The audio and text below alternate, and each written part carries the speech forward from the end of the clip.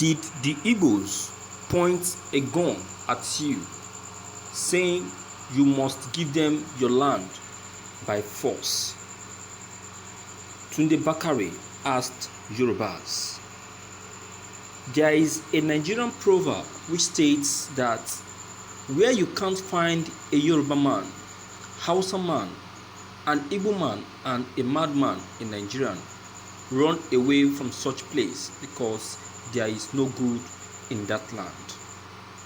The three listed tribes above are the three major ethnic groups in Nigeria with a huge number of population compared to other tribes. Due to their huge numbers, they can be found almost in every city in the country. Yorubas are known to be butchers in most markets in Nigeria. Hausas are recognized to escorting cows and buying of wrought irons, while the Igbos are known for their trades. The Igbos still remain number one in Nigerians' domestic trade, having a good numbers of shops in every corner. One of their most common used words is "I have it in my other shop" and "my container is on the high sea." Both of these words are local businesses terms. There have been an uproar on social media between the Igbos and Yorubas over the dominance of Igbos in the West.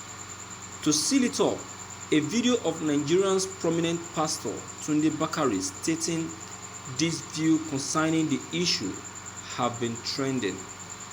According to him, as stated in the video, he was at a gathering with Yoruba men and they were debating about the Igbos dominating Lagos State.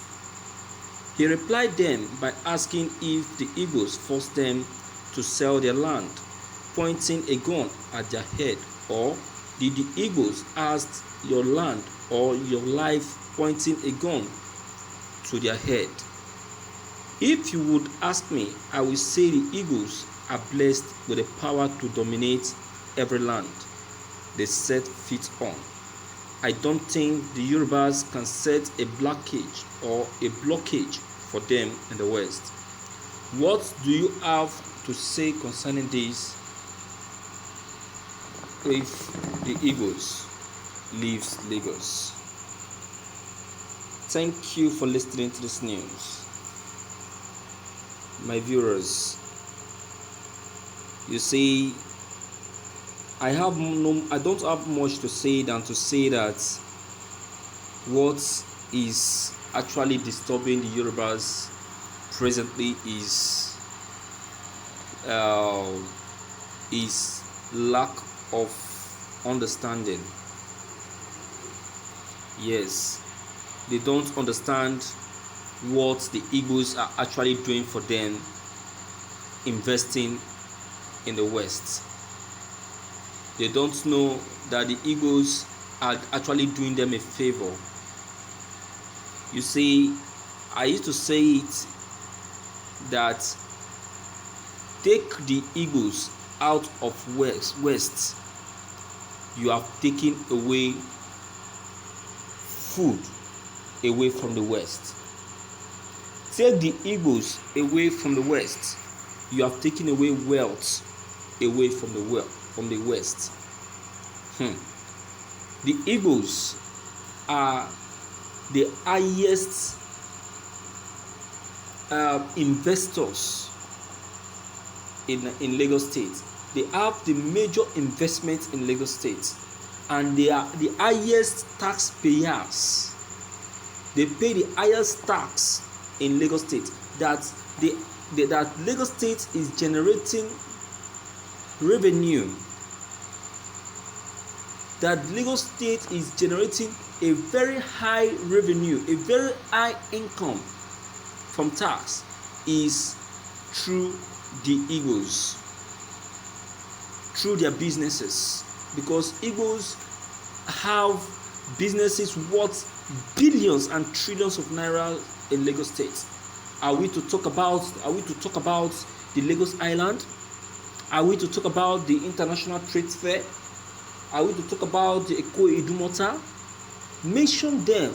These places are places where the Igbos have their businesses in trillion.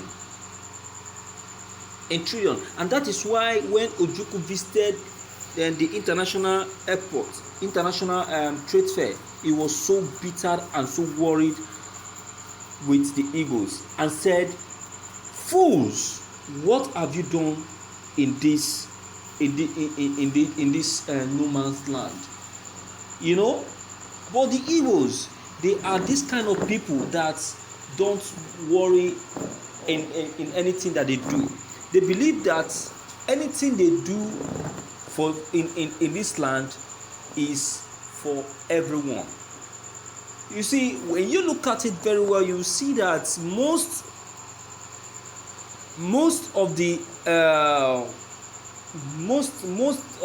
employees we have that the Igbos employ in their businesses, most of them are the Yorubas.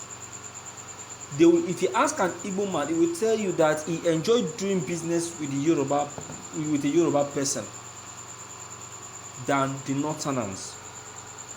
You see, and if you ask a Yoruba man, he will tell you that he enjoyed doing business with an Igbo man. So why the sudden agitation? Why the sudden agitation? Or will I say that it's COVID-19 that has gotten to their head and made them not to know what they are saying? The Igbos are not taking over your shops. They are actually helping you to utilize it. They are not taking over your land. And even the people you are reporting the Igbos to happens to be the bone of contention, the people selling off the land to the Igbos. You are reporting to Tinubu. You are reporting to someone who is even the chief engineer of dispatching of your lands to the Igbos. The Igbos never went for your land. The land was actually given to them, presented to them for sale before they came for it. The Igbos cannot just see your land and say they want to buy it.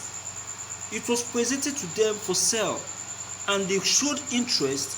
And what did they do? Because they have the money, they have to buy it. What are we saying? The Igbos are not heartless, and that is the main reason why you see Pastor Tunde Bakare showing support. It takes someone with understanding to understand the Igbos, understand the truth, and speak it the way it is, without any form of biasness. You understand? That is the truth of the story. So you really need to understand the Igbos. You really need to understand the angle they are coming from. You really need to understand their plight. They are not selfish people. They are not wicked. They are only trying to help the region. You understand? So I would say that the West should not put up any fight or any quarrel, because if they do that, they are going to regret it in the future. They are going to regret it seriously, because the Igbos has so much contributed to the growth of Lagos State, of which I know that the Lagos State government are not really ready to let the Igbos go. And that is the main reason why up to today, as the Igbos are still demanding for Biafra, Nigeria has refused to grant it to them. Let me tell you something.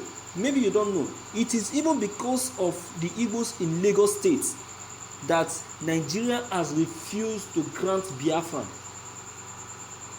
Because they know what the Igbos are doing in Lagos State. They know what they are doing in Nigeria. Aside from that, then let's talk about the resources they have in the southeast. Oh my God! See, the Igbos are like egg that should not be broken. If it breaks, there will be problem in the land. So don't push the Igbos to the wall. Okay, don't push them to the wall. So my